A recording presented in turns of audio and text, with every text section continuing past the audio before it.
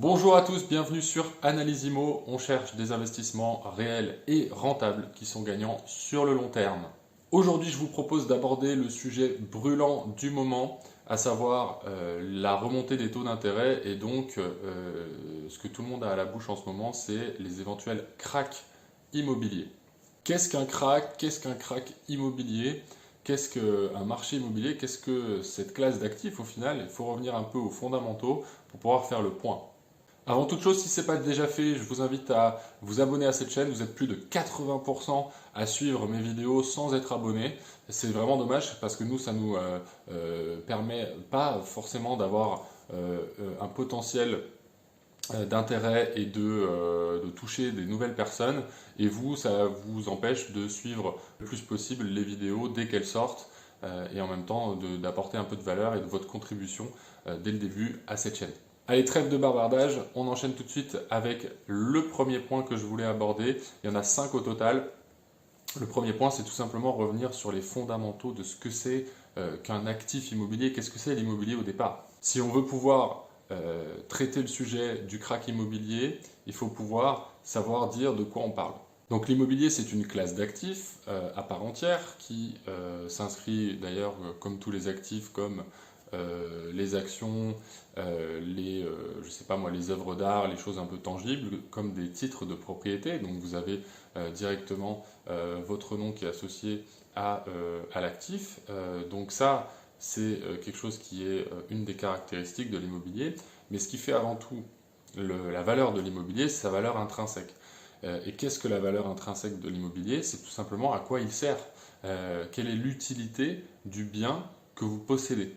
En effet, on perd un peu cette notion aujourd'hui de valeur intrinsèque, de valeur des choses.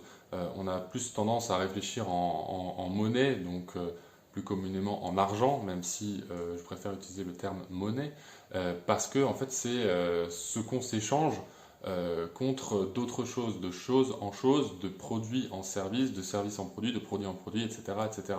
Donc on réfléchit en euros, alors qu'on devrait plutôt réfléchir en classe d'actifs. Qu'est-ce que j'ai dans mon portefeuille? Est-ce que j'ai 50% de cash, 30% d'immobilier, 20% d'actions? Est-ce qu'au contraire, j'ai 100% d'actifs et j'ai 0% de cash qui me sert à faire la transition entre les actifs au final? Parce qu'aujourd'hui, accumuler du cash, accumuler de la monnaie, c'est tout simplement pouvoir s'offrir des biens et des services, soit maintenant parce qu'on veut les consommer tout de suite, soit dans le futur parce qu'on veut potentiellement d'abord augmenter ses actifs, son patrimoine, pour avoir plus de patrimoine dans le futur. Donc tout ça, c'est des arbitrages, c'est à définir en fonction de vos objectifs d'investisseur. Et donc, pour ce premier point qui concerne ce qu'est un actif immobilier, il faut se poser la question de est-ce que c'est un actif comme la résidence principale où moi j'habite dedans et pour un simple besoin, pour mon confort, pour ma famille, pour plein de choses, je sais pas moi, avoir une belle vue, se sentir bien dans sa vie en termes d'environnement, tout simplement. Est-ce que c'est plutôt avoir une résidence secondaire pour pouvoir passer les vacances? Est-ce que c'est plutôt avoir un terrain pour pouvoir construire plus tard, quand on aura les moyens, quelque chose pour sa retraite? Est-ce que c'est un peu l'objet de la chaîne de l'investissement? Donc là, l'investissement, c'est une logique tout autre. C'est plus du confort, c'est plus de la consommation. C'est une logique business. C'est une logique de est-ce que mon logement a un bon emplacement? Est-ce qu'il est bien, je sais pas moi, bien centré par rapport à une activité économique? Est-ce que l'activité de cette ville ou ce quartier permet de pouvoir loger des gens? Est-ce qu'ils vont être intéressés par mon type de bien, petite surface, grande surface? Est-ce qu'ils vont avoir les revenus qui vont suivre potentiellement les éventuelles augmentations de loyers qui sont liées partiellement ou totalement d'ailleurs à l'inflation, donc l'augmentation de la masse monétaire et donc l'indice INSEE, etc., qui me permet d'augmenter moi en tant que propriétaire les loyers. Voilà, donc tout ça. Et on est vraiment dans une logique d'entrepreneur, de business. Il faut faire un business plan, il faut regarder si on n'est pas trop endetté, il faut regarder quel est le rapport entre le prix d'achat et les loyers qui tombent, en net, bien sûr, après imposition. Voilà. Ça, je vous invite à regarder évidemment les vidéos sur comment calculer une rentabilité nette, par exemple, qui peuvent vous aider. Mais voilà, il faut vraiment toujours prendre un peu de recul et pas agir sous le coup des émotions quand on a des gens qui nous parlent autour, oui mais tu es fou d'investir dans l'immobilier, ça va perdre moins 50%, et on verra plus tard dans la vidéo, je vous invite à rester sur le point d'après, pour tout ce qui est magnitude de correction et de perte en pourcentage de la valeur de ce que vous avez. Par exemple, on va aussi traiter ce sujet. Le deuxième point, évidemment, tout le monde en parle, et je vais vous dire pourquoi c'est important, ce sont les taux d'intérêt. Les taux d'intérêt qui commencent à remonter au niveau des banques commerciales. Pourquoi? Parce que au niveau des banques centrales, cette fois-ci, on a des taux directeurs qui sont, entre guillemets, pour résumer très rapidement, le coût de l'argent, le coût de l'emprunt, le coût de aujourd'hui disposer de l'argent versus le temps que vous allez mettre à le rembourser, plus les intérêts. Donc ça, c'est tout un mécanisme macroéconomique, je passe les détails, mais il faut savoir que voilà, c'est très macroéconomique et ça a des répercussions directes, plus ou moins immédiates, sur le marché immobilier. Pourquoi plus ou moins immédiates? Eh bien, parce que l'immobilier, c'est un actif qui, mine de rien, est beaucoup moins liquide que certains autres actifs. Donc liquide, ça veut dire qu'il s'échange rapidement, qui est achetable et vendable très rapidement. On a beaucoup d'acheteurs, beaucoup de vendeurs, etc. Mais par contre, les temps de délai de dossier, d'emprunt, de notaire, etc., d'agences immobilières, enfin bref, vous connaissez la musique. Voilà, ce sont des délais qui sont plus ou moins longs, entre 3 et 6 mois, allez, quand on décide de vendre ou d'acheter. Donc forcément, les répercussions sont plus ou moins immédiates en fonction de ça. Et surtout, pourquoi le sujet des taux? Parce que 80 à 85% des transactions immobilières sont faites par emprunt, que ce soit de l'emprunt classique, de l'emprunt en collatéral, de l'emprunt commercial. Il y a plein de sujets à traiter et il y a une grosse proportion liée à la dette. Donc forcément, quand on parle de taux, on parle de dette et on parle de taux d'endettement et de risques associés. Donc quand on parle de krach immobilier, ce n'est que ça, ce n'est que le risque de remboursement par remboursement. Troisième point, hyper important, l'immobilier, ça a quand même une connotation de valeur refuge. C'est-à-dire qu'en temps de crise, on va mettre dans l'immobilier, ce qui est paradoxal par rapport à tout ce qu'on entend, de dire on va avoir un krach, j'ai peur, j'y vais pas, etc. Alors que de l'autre côté, on dit bah, je vais acheter ma résidence principale, comme ça j'aurai une valeur refuge. Oui, super, mais elle va te coûter ta résidence principale, donc c'est pas non plus voilà, tout beau tout rose. En fait, il n'y a pas de vérité dans l'investissement, il n'y a que des choses plus ou moins risquées, plus ou moins liquides, plus ou moins intéressantes en termes de risque et de potentiel de gain. Donc ce qu'on appelle les asymétries de risque, c'est ces investissements-là qu'il faut viser. Voilà, là on est sur une classe d'actifs qui nous permet de diversifier avec un effet de levier. Donc l'effet de levier sur les taux, c'est tout simplement la différence entre la mensualité et les loyers nets que vous allez percevoir. Et le but, c'est que cette différence entre les mensualités, donc l'argent que vous empruntez à un instant T différé dans le temps, et les loyers que vous percevez, comble le potentiel inflationniste qu'on va subir. Inflation, je rappelle, augmentation de la masse monétaire qui engendre une augmentation générale des niveaux des prix. Ça peut être sur plein d'actifs, pardon, pas sur des actifs, sur des biens à la consommation différents. Voilà, votre essence pour aller au travail, votre ticket de transport si vous prenez les transports en commun, le niveau voilà, quel est le panier moyen qu'il vous faut pour faire vos courses, voilà, des choses comme ça. Et le but, c'est, dans l'immobilier, d'avoir un cash flow positif, donc une différence entre les mensualités et les loyers nets perçus, qui, à terme, en multipliant les opérations, comble le niveau de salaire que vous avez à côté en étant salarié. Bien évidemment, si vous êtes chef d'entreprise, c'est autre chose, mais si vous êtes salarié, c'est un peu le but ultime. Être rentier, c'est pouvoir dire j'ai remplacé mon salaire avec des investissements plus ou moins passifs. C'est pas être riche, avoir un yacht, etc. Donc voilà, il faut démystifier un peu tout ça. Donc on l'a dit, par rapport à l'inflation, par rapport au niveau de revenus, par rapport aux conditions économiques, le marché immobilier, on va se concentrer sur la France bien évidemment dans cette vidéo, il peut subir des variations. des variations qui font plus ou moins peur ou sont plus ou moins agréables lorsque ça monte, entre guillemets.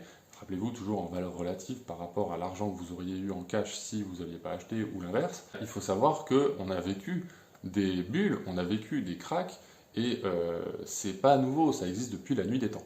Par exemple, on ne le connaît pas bien, mais entre 1987 et 1991, il y a eu une bulle spéculative en France qui concernait principalement les biens immobiliers en région parisienne et sur la Côte d'Azur.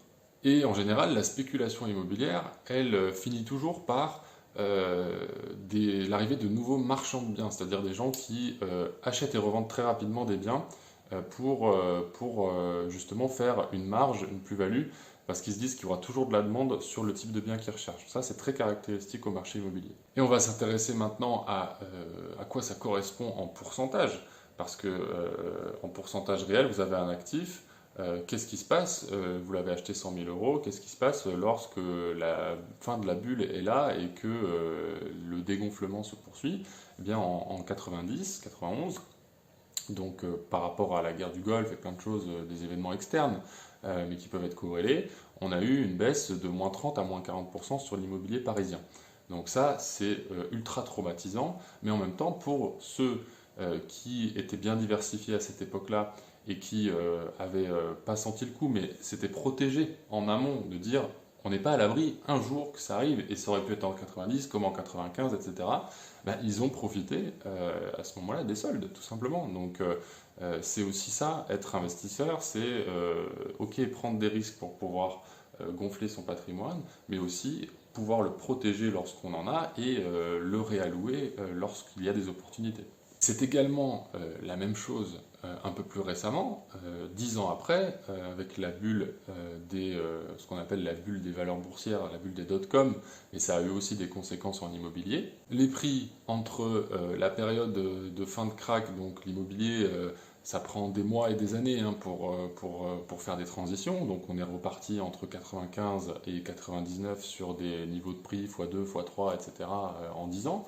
Eh bien, la même chose se produit, ce qui est normal. Le marché s'auto-corrige et on a eu la même chose, donc avec cette fois-ci le krach boursier, mais qui a eu des conséquences sur l'immobilier, sur le marché immobilier. Avec des conséquences un peu moins graves en termes de pourcentage de prix que la crise qu'on a vue précédemment, même si on a répertorié des baisses entre moins 10 et moins 15% de volume de vente, ce qui est énorme pour l'immobilier, et à peu près du coup du même ordre sur les prix, surtout à Paris. Donc encore une fois, dans les marchés les plus tendus, on n'est pas à l'abri de risques. C'est comme ça. Nous, on prône pour les villes de taille moyenne depuis longtemps, mais j'ai rien contre les investisseurs parisiens, mais vous n'êtes pas à l'abri non plus d'avoir des moins 15, moins 20% comme ça, et ce qui fait peur.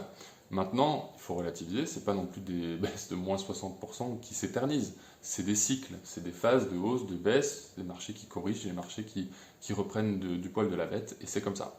Et donc on a aussi des conséquences exogènes, puisque voilà, les niveaux de revenus, les différentes crises qu'on traverse économiques, jouent fortement sur le comportement des acteurs économiques, donc des investisseurs immobiliers, des acheteurs immobiliers en résidence principale, et ça c'est indéniable. Et donc ça m'amène à la dernière crise, on va dire connue, qui est la crise de 2008, que tout le monde connaît, la crise des subprimes. Et là, bizarrement, c'est très éclaté. C'est-à-dire qu'on va avoir une moyenne de baisse de prix de moins 8% à moins 10% aux États-Unis comme en France, sur certains marchés, mais pas tous. C'est-à-dire que les biens à la campagne, par exemple, qui sont déjà à 500 euros du mètre carré, vont pas baisser à 250. Il n'y a pas de demande, en fait. Donc forcément, soit ils ne sont pas vendables, soit ils attendent une remontée, et ça redevient liquide à ce moment-là. Et puis les villes de taille moyenne, certaines villes qui ont un attrait dynamique qui restent, je sais pas moi, des industries, des choses comme ça, bah, ça reste, c'est tout. Donc il faut relativiser. Imaginons que vous ayez un investissement à 100 000 euros et que d'un coup, cet investissement à 100 000 euros qui vous rapporte, je le rappelle, des loyers, je fais très simple comme ça dans la vidéo, vous comprendrez, qui vous rapporte 10 000 euros, donc 10%, c'est génial. Imaginons que ce bien à 100 000 euros passe à 50 000 euros en 3-4 ans. Donc pas en 2 semaines, hein, attention, en 3-4 ans, pour corriger vraiment, redevenir une phase de creux, une phase à plat. Qu'est-ce que ça change? Vous avez quand même les 10 000 euros qui sont tombés déjà pendant les 3 ans. Donc si vous aviez attendu pour investir, vous auriez perdu 3 ans de loyer, c'est-à-dire que c'est quand même 40 ou 50 000 euros que au final, vous avez mis de côté, par exemple. Je simplifie un peu, hein, c'est pas exactement ça, mais c'est pour vous montrer. Et on parle d'une baisse de moins 50, alors qu'en général on est plus entre moins 15 et moins 20%, mais bon voilà, moins 50%, 50 000 euros. Vous commencez l'investissement à ce moment-là, vous êtes un génie des marchés quand même, hein. Vous chopez le creux de marché, ce qui est très dur à faire, et ce qui est quasiment impossible à faire, même avec les plus grands indicateurs et les plus grands spécialistes de l'économie et des marchés boursiers, par exemple. Et là, vous avez quand même vos 10 000 euros qui tombent avec un investissement qui n'est plus à 100 000 mais à 50 000. Vous êtes en creux et un jour ça remontera, ce sera peut-être dans 10 ans, dans 20 ans, j'en sais rien. Mais l'investissement immobilier, c'est pas du 2-3 ans, à part si vous faites de l'achat-revente, comme on a dit tout à l'heure. Non, l'investissement immobilier, on l'envisage, on fait un bon business plan, on fait des bonnes projections financières, on a de la demande et on envisage ça sur 10-20 ans, voire de jamais revendre si c'est rentable. Et puis, on capitalise sur le patrimoine qui grossit et on fait d'autres opérations, que ce soit de l'immobilier ou d'autres choses d'ailleurs. Donc on arrive aujourd'hui, en 2022, 2023, à parler de crack. Et qu'est-ce que vous en pensez, vous?